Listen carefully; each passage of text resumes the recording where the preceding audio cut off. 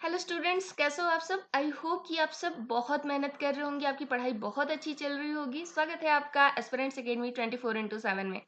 बहुत सारे वीडियोस हम लेके आ चुके हैं ऑलरेडी और आगे के टॉपिक्स हम कवर करते जा रहे हैं। तो आज की वीडियो में हम बात करने वाले हैं इंटरनेट कनेक्टिविटी की। हम सबसे पहले बात करेंगे, फिर हम ईमेल से रिलेटेड जो भी टर्म्स हैं हम उनके बारे में बात करेंगे। तो इंटरनेट कनेक्टिविटी में जितने जो तरीके की कनेक्टिविटीज हमारी आती हैं उसमें है pan, lan, can, man and van. और इसमें हम देखेंगे, हम एक एक करके हम इनको डिफाइन करते चलेंगे और आप समझते चलेंगे। तो जो पैन होता है, पैन यानी कि पर्सनल एरिया नेटवर्क, ये एक इंटरकनेक्शन होता है पर्सनल टेक्नोलॉजी डिवाइसेस का। और इसको हम यूज करते हैं एक शॉर्ट डिस्टेंस पे कम्युनिकेट करने के लिए, बहुत ही छोटी डिस्टेंस जहां पर होती है, जैसे कि 33 फीट से कम या 10 मीटर, या एक इंडिविजुअल पर्सन की जो रेंज होती है उस तरीके से हम इसको यूज करते हैं पैन को। पैन एक कंप्यूटर नेटवर्क होता है जो कि कंप्यूटर डिवाइसेस को एक इंडिविजुअल पर्सन की रेंज में कनेक्ट करता है। फिर हम आगे देखेंगे लैन को। तो लैन क्या होता है, ये लोकल एरिया नेटवर्क होता है। और ये क्या होता है कि ये उन डिवाइसेस का एक कलेक्शन होता है जो कि एक फिजिकल लोकेशन, एक पर्टिकुलर फिजिकल लोकेशन में एक दूसरे से कनेक्टेड है। जैसे कि एक ही बिल्डिंग में जो भी डिवाइसेस हैं, एक ही ऑफिस में या एक घर में जो भी डिवाइसेस हैं, उनको हम लोकल एरिया नेटवर्क यानी कि लैन से हम कनेक्ट करते हैं। लैन हमारा स्मॉल भी हो सकता है, लार्ज भी हो सकता है। और हम इसको एक यूजर से लेकर एक इंटरप्राइज नेटवर्क से बहुत सारी डिवाइसेस को हम लैन के थ्रू कनेक्ट कर सकते हैं। जो लैन हमारा होता है या जो लोकल एरिया नेटवर्क है, ये एक ग्रुप होता है कंप्यूटिंग डिवाइसेस का। इनको हम एक दूसरे से कनेक्ट करते हैं एक लोकलाइज्ड एरिया में, जो कि एक सेंट्रलाइज्ड इंटरनेट कनेक्शन यूज करते हैं। जैसे कि एक बड़ी बिल्डिंग है, उसमें एक ही इंटरनेट कनेक्शन यूज कर रहे हैं, तो उस बिल्डिंग में जितनी भी डिवाइसेस हैं सबको हम लैन के थ्रू कनेक्ट कर सकते हैं। फिर आता है हमारा कैन। कैन यानी कि campus area network. Campus area network जो होता है, ये अब बहुत सारी हमारे जो लैन होते हैं उनको इंटरकनेक्ट करता है एक लिमिटेड जियोग्राफिकल एरिया में। जो हमारा कैन होता है, ये हमारे वैन और मैन यानी कि वाइड एरिया नेटवर्क और मेट्रोपॉलिटन एरिया नेटवर्क से छोटा होता है। और ये जो हमारा कैंपस एरिया नेटवर्क होता है, ये एक लिमिटेड जियोग्राफिकल एरिया में हम इसको कनेक्ट करते हैं। ये इंटर कनेक्ट करता है बहुत सारे लोकल एरिया नेटवर्क्स को एक एजुकेशनल या एक कॉर्पोरेट कैंपस में। जैसे कि बहुत ज्यादा बड़ा हमारा एरिया है, तो हम उसको कई सारे लैंड्स को हम एक कैंपस एरिया नेटवर्क के थ्रू हम कनेक्ट कर सकते हैं। फिर हमारा आता है मैन। मैन यानी कि मेट्रोपॉलिटन एरिया नेटवर्क। अब मेट्रोपॉलिटन एरिया नेटवर्क क्या होता है, ये एक ऐसा नेटवर्क होता है जो कि कंप्यूटर्स को कनेक्ट करता है एक मेट्रोपॉलिटन एरिया के रेंज में, जो कि एक सिटी हो सकती है, बड़ी सिटी हो सकती है, या बहुत सारी सिटीज और बहुत सारे टाउन्स हो सकते हैं, या एक मल्टीपल बिल्डिंग्स को हम एक साथ कनेक्ट करते हैं। जैसे कि अभी हमने पीछे देखा कि हम लैन से क्या करते हैं कि हम एक बिल्डिंग को कनेक्ट करते हैं, एक बिल्डिंग में जितने हमारे डिवाइसेस यूज हो रहे हैं हम उनको कनेक्ट करते हैं। लेकिन अगर हमें बहुत सारी बिल्डिंग्स को कनेक्ट करना हो तो हम मैन के थ्रू करते हैं। सिटीज को कनेक्ट करना हो, हमें कई सारे टाउन्स को एक दूसरे से कनेक्ट करना हो, एक ही नेटवर्क यूज करना हो, तो उसके लिए हम मैन का यूज करते हैं। मैन हमारा लैन से लार्ज होता है और जो हमारा वाइड एरिया नेटवर्क यानी कि वैन होता है उससे थोड़ा स्मॉलर होता है। और मैन जो हमारा एक कंप्यूटर नेटवर्क होता है, ये एक मेट्रोपॉलिटन एरिया में ये कनेक्ट करता है। जैसे कि कोई लार्ज सिटी हो गई, कोई यूनिवर्सिटी हो गई, मतलब कोई एक बड़ा एरिया जहाँ पर हम केवल लैन के थ्रू नहीं कनेक्ट कर सकते, वहां पर हम मैन का यूज करते हैं। फिर आता है हमारा वैन यानी कि wide area network. Wide area network जो होता है एक लोकल एरिया नेटवर्क्स का कलेक्शन होता है, और मतलब सारे ही नेटवर्क्स का एक्चुअली ये कनेक्शन होता है जो जिनको हम एक दूसरे से कम्युनिकेट करने के लिए हम यूज करते हैं। वैन हमारा एक बहुत बड़ा कंप्यूटर नेटवर्क होता है जो कि बहुत सारे ग्रुप ऑफ कंप्यूटर्स को कनेक्ट करता है एक बहुत बड़ी डिस्टेंस में, और ये सबसे बड़ी डिस्टेंस को कवर करता है। ये एक जियोग्राफिकली डिस्ट्रीब्यूटेड होता है ये जो नेटवर्क होता है, और ये बहुत सारे नेटवर्क्स, बहुत सारे लैन, बहुत सारे मैन्स को ये एक दूसरे से कनेक्ट करता है, जो हमारा वाइड एरिया नेटवर्क होता है। तो ये था हमारा नेटवर्क। अब आगे हम देखते हैं ईमेल के बारे में, हम कुछ चीजें पढ़ लेते हैं। और हमारा जो ईमेल होता है ये एक तरीका होता है जब हम मैसेजेस को सेंड करना चाहते हैं एक कंप्यूटर से दूसरे कंप्यूटर पर। इलेक्ट्रॉनिक मेल इसका फुल फॉर्म होता है, और इसको हम यूज करते हैं एक कम्युनिकेशन मेथड के रूप में, जो कि इलेक्ट्रॉनिक डिवाइसेस को यूज करता है कंप्यूटर नेटवर्क्स पर मैसेजेस को डिलीवर करने के लिए। ईमेल यानी कि जो हमारा इलेक्ट्रॉनिक मेल है, ये हमारा exchange of computer stored messages है। यानी कि हम कंप्यूटर में जो भी मैसेजेस हम अपने स्टोर करते हैं या किसी को हम भेजना चाहते हैं एक कंप्यूटर से दूसरे कंप्यूटर के थ्रू इंटरनेट से, तो हम ईमेल का यूज करते हैं। ईमेल हमारा जो होता है ये एक मेथड है कि हम थ्रू द इंटरनेट किसी भी मैसेजेस को हम यूज करें, और मेनली हम ईमेल को यूज करते हैं। अक्सर ऐसा होता है कि हम इसको फॉर्मल मैसेजिंग के लिए यूज करते हैं, क्योंकि इनफॉर्मल मैसेजिंग के लिए हमारे पास और भी बहुत सारे ऑप्शंस होते हैं, जैसे व्हाट्सएप वगैरह हम इनफॉर्मल मैसेजिंग के लिए अक्सर यूज करते हैं, बट फॉर्मल मैसेजेस के लिए अभी भी व्हाट्सएप को उतना फ्रिक्वेंटली यूज नहीं किया जाता है। तो हम आगे देखते हैं ईमेल रिलेटेड टर्म्स हमारी कुछ आती हैं जो एग्जाम में पूछी जाती हैं, और हमें बहुत कंफ्यूजन होता है कि ये कौन सी टर्म्स हैं, इनका क्या मतलब होता है।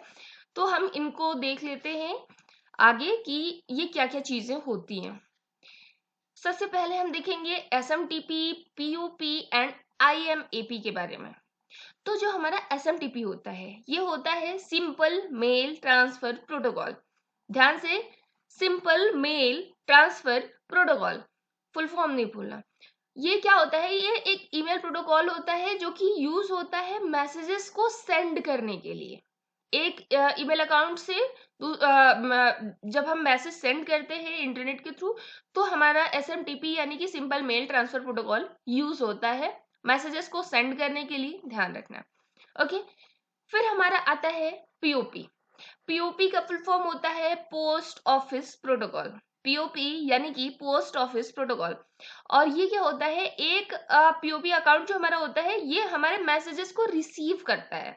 जब हमें किसी ने ईमेल भेजा तो हम उसको रिसीव कर पाते हैं POP के ही थ्रू, और हम इसको जो भी हम ईमेल रिसीव करते हैं उसको हम डाउनलोड करते हैं अपने इंटरनेट सर्विस प्रोवाइडर जो हमारा होता है, वो हमारे लोकल कंप्यूटर में आता है हमारे ISP के थ्रू, क्योंकि हमारे में POP वर्क कर रहा होता है। ओके, अब नेक्स्ट है हमारा IMAP यानी कि इंटरनेट मैसेजिंग एक्सेस प्रोटोकॉल। अब ये क्या होता है, IMAP जो है ये एक प्रोटोकॉल है, और ये हमें अलाउ करता है कि हमारे जो ईमेल्स है इनको हम एक्सेस कर सके कहीं भी, कभी भी, किसी भी डिवाइस पर हम अपने अकाउंट को लॉगिन करके हम इसको एक्सेस कर सकते हैं। और ये पॉसिबल हो पाता है ओनली थ्रू द IMAP, क्योंकि जैसे हमने देखा होगा कि हम अपना हमारा जो मेल होता है उसको हम अपने फोन में भी लॉगिन रखते हैं, अपने कंप्यूटर में भी लॉगिन रखते हैं। समटाइम्स हमें ज़रूरत पड़ी तो हम अपने वर्क प्लेस पे या अपने यूनिवर्सिटी कॉलेज में कहीं भी हमें जहाँ भी ज़रूरत पड़ी तो हम उसको लॉगिन कर लेते हैं, और उसमें से जो भी हमारा इंपॉर्टेंट डेटा है उसको हम एक्सेस कर पाते हैं। लेकिन हमने मैसेज तो एक सिस्टम पे रिसीव किया था, अब उसको हम हर सिस्टम पे IMAP के थ्रू ही हम उसको एक्सेस कर पाते हैं। ये सुविधा हमको IMAP देता है, यानी कि internet messaging access protocol. Okay, अब आगे हम इसमें देखते हैं हमारा एंकर क्या होता है और DMARC क्या होता है। तो एंकर एक हाइपरलिंक होता है ईमेल में। जब हम ईमेल किसी को लिखते हैं तो हम उसमें हाइपरलिंक क्रिएट करना चाहते हैं, उस टाइम हम एंकर का यूज करते हैं। और एंकर जो भी हाइपरलिंक क्रिएट करता है उस पर जब हम क्लिक करते हैं तो हमें ये एक सेपरेट विंडो ओपन करके देता है, या वो जिस चीज का लिंक है उस पेज पर हमें डायरेक्ट फॉरवर्ड कर देता है। मतलब कि जैसे आपने एक एंकर लिंक लगा के हमें भेजा और मुझे वो लिंक ओपन करना है, मैंने उस लिंक पर क्लिक किया तो मैं डायरेक्टली एक दूसरे पेज पर चली जाऊंगी जिस पेज पर वो लिंक मुझे लेकर जाएगा, एक सेपरेट विंडो वो ओपन कर देगा।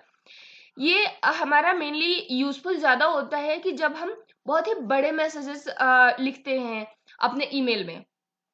जैसे कि अगर मान लीजिए कि कोई सेल्स की ईमेल है, आपके पास बहुत सारे प्रमोशन ईमेल्स आते होंगे, कोई इंपॉर्टेंट ईमेल आए ना आए, प्रमोशन ईमेल्स सबके पास आते रहते हैं। तो उस पे आप देखेंगे कि बहुत सारी लंबी चौड़ी कहानियां लिखी होती है और उसमें कहीं एक लिंक दिया हुआ होता है। वो एंकर के थ्रू बनाया जाता है, एंकर लिंक होता है वो।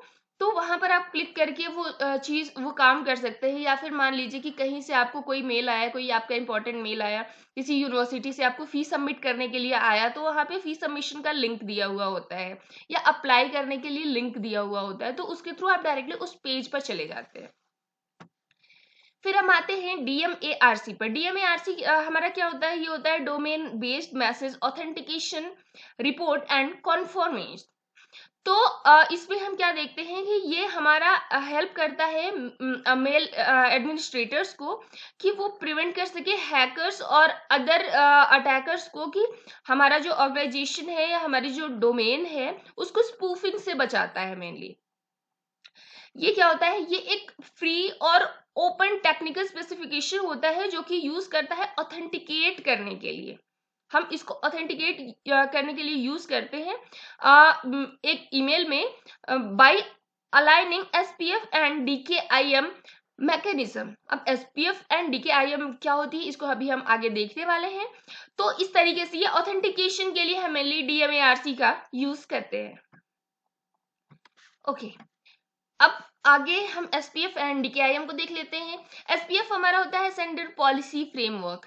ये क्या करता है? ये स्पेसिफाई करता है जो हमारे सर्वर्स होते हैं, जो हमारे डोमेन्स होते हैं, कि वो अथराइज्ड है हमारे ऑर्गेनाइजेशन के बिहाफ पर मेल सेंड करने के लिए। एक स्पेसिफिकेशन ये हमें देता है कि हम एक अथराइजेशन हम उनको दिखा सकें कि हम अपने ऑर्गेनाइजेशन के बिहाफ पर हम ईमेल सेंड कर रहे हैं। फिर हमारा आता है DKIM, जिसमें क्या होता है कि ये एक डोमेन कीज आइडेंटिफाइड मेल होता है जो कि एक डिजिटल सिग्नेचर ऐड करता है। जितने भी मैसेजेस हम यहाँ से भेजते हैं उसमें एक डिजिटल सिग्नेचर ये ऐड कर देता है। आपने देखा होगा बहुत सारे ऐसे मेल होते हैं जिसमें ऑटोमेटिक डिजिटल सिग्नेचर वो आता है, उसको आपको सेट करना होता है। इससे क्या होता है कि जब हम कोई भी जब हमारा मैसेज रिसीव करता है तो वो वेरीफाई कर सकता है कि ये एक्चुअल में हमारे ऑर्गेनाइजेशन से या इस पर्टिकुलर पर्सन से ये हमारा मैसेज आया है। और सेफ्टी रीजंस के लिए ये हाईली रिकमेंड किया जाता है कि हम SPF और DKIM दोनों को यूज करें ताकि हम अपने ईमेल डोमेन्स को स्पूफिंग अटैक्स और फ्रॉड से हम इसको बचा सकें। और इसके अलावा ये हमारे ईमेल की डिलीवरेबिलिटी को भी इंक्रीज करता है कि हमारा जो मेल है वो इजिली वो डिलीवर हो जाए, इसलिए हम इसको यूज करते हैं। अब हम नेक्स्ट आते हैं जो हमारे ईमेल में सबसे ज्यादा पूछे जाने वाला क्वेश्चन है और सबसे ज्यादा इंपॉर्टेंट, और इसमें लोग बहुत कंफ्यूज होते हैं, वो है CC एंड BCC। तो CC एंड BCC क्या होता है? जैसे कि जब हम किसी को मेल भेजते हैं तो सबसे पहले तो ये हमारा CC और BCC हम तब यूज करते हैं जब हम एक साथ मल्टीपल लोगों को हम मैसेज भेजना चाहते हैं ईमेल के थ्रू। मल्टीपल लोगों को, किसी एक पर्सन को भेजने के लिए हम इसको नहीं यूज करते।